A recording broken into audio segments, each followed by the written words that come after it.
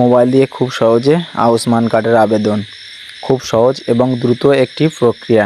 তো বন্ধুরা, কথা বেশি না বাড়িয়ে আমরা মূল পর্বে ফিরে যাব।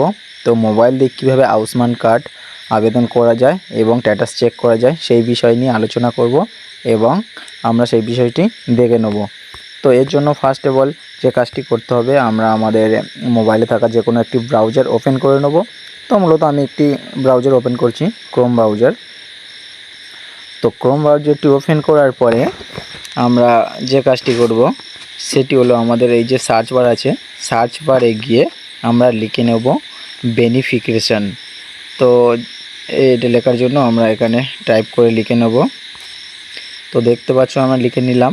লিখে নেওয়ার পরে এখানে যে পিএম যোজনা বেনিফিকেশান পোর্টাল, তো এই ফার্স্ট অফ অল যে পোর্টালটি এসছে, আমরা এই পোর্টালে ক্লিক করব।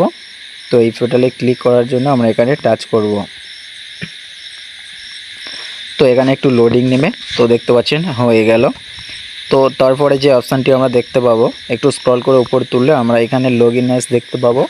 তো ফার্স্ট অফ অল যেটা আছে সেটা আমাদের এখানে রয়েছে বেনিফিকেশান আর অপারেটর। তো আমরা অপারেটরে দেব না, আমরা বেনিফিকেশানে দেবো। তো বেনিফিকেশানে রাখার পরে এখানে দেখতে পাচ্ছি ক্যাপচা এবং মোবাইল নাম্বার। তো আমরা এখানে ক্যাপচাটি দেখে দেখে টাইপ করে দেবো।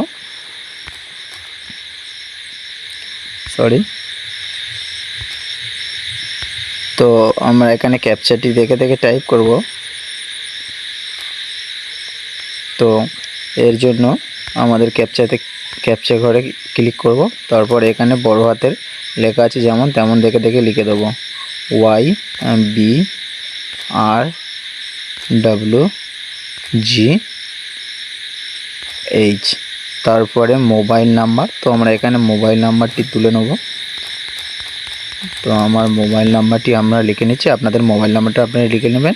তারপর এখানে ভেরিফাইতে ক্লিক করবেন। তো ভেরিফাইতে ক্লিক করার পরে এখানে একটা ওটিপি আসবে। তো আমার একটু ওটিপিটা লেট হচ্ছে আসতে, চলে এসছে। তো আপনাদের ওটিপিটা আসার পরে ওটিপিটা বসিয়ে এখানে লগইন আছে, লগইনের উপরে ক্লিক করবে। লগইনের উপর ক্লিক করার পরে একটু ভালো করে খেয়াল করুন, এখানে চলে এসছে। তো এখানে আমরা দেখতে পাচ্ছি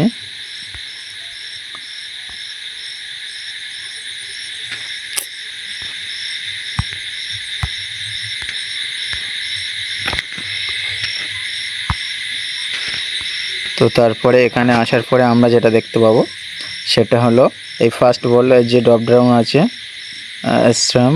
তো এখানে ক্লিক করার পর এখানে যে আছে পিএম যোজনা এরকম থাকবে। তারপর স্টেটে ক্লিক করব।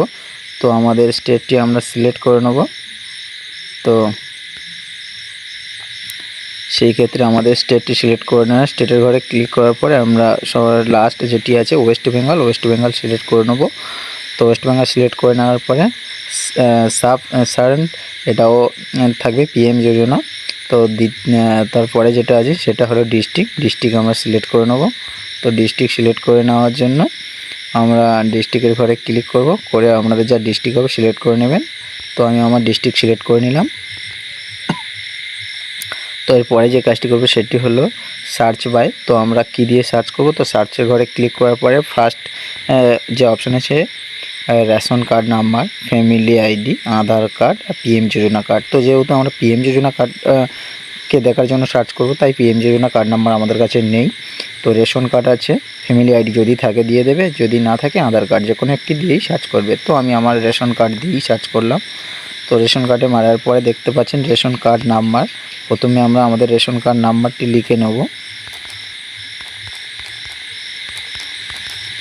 রেশন কার্ড নাম্বারটি লিখে নেওয়ার পরে তারপরে আছে ক্যাপচা। তো আমরা এই ক্যাপচাটা দেখে দেখে টাইপ করে নেব। তো প্রথমে আছে GE7M6D। এখানে লেখার পরে আমরা পাশে এই যে সার্চ আছে, সার্চেতে ক্লিক করে দেবো। তো সার্চ বক্সে ক্লিক করার পর একটু স্ক্রল করে উপর দিকে তুলে আমরা আমাদের যে এখানে দেখতে পাচ্ছি ফ্যামিলি আইডি এবং অ্যাড্রেস। তো আমার এখানে 3টি কার্ড আবেদন করা হয়েছে, 3টি কার্ডের নাম এবং কি ক্যাটাগরি এবং বাবার নাম আর রিলেশান দেখতে পাচ্ছেন। তো তারপরে এখানে মোবাইল নাম্বার শো করছে, পরে ইকেওয়াইসি শো করছে এবং কার্ড স্ট্যাটাস শো করছে। তো আমার এখানে একটি কার্ড ভেরিফাই হয়ে গেছে, 2টি বাকি আছে। তো আপনারা দেখতে পাচ্ছেন এইভাবে হচ্ছে কি মোবাইলে কার্ড স্ট্যাটাস চেক করতে হয়।